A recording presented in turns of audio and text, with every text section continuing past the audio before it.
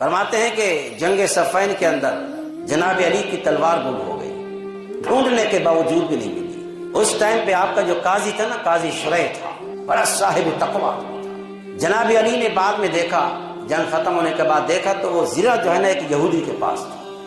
آپ نے قاضی شریح کے پاس دعویٰ دائر کر دیا، حالانکہ خلیفہ ہے آپ اس ٹائم پہ خلیفہ بھی اگر کسی کی بات کو مانتا تھا تو وہ بھی قاضی وقت کی بات کو مانتا تھا۔ جناب علی نے اپنی تلوار کس کے پاس دیکھی؟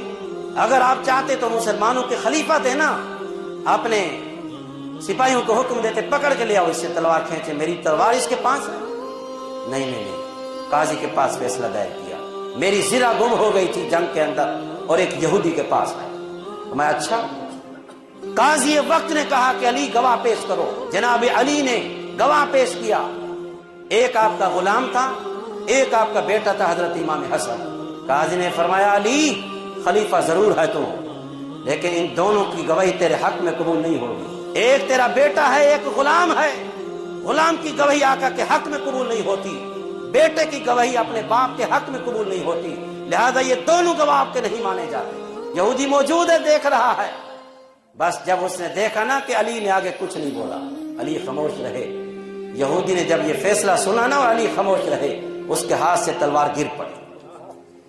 فرمایا کہ بس میں یہ دیکھنا چاہتا تھا کہ مصطفیٰ کا دین کیسا ہے۔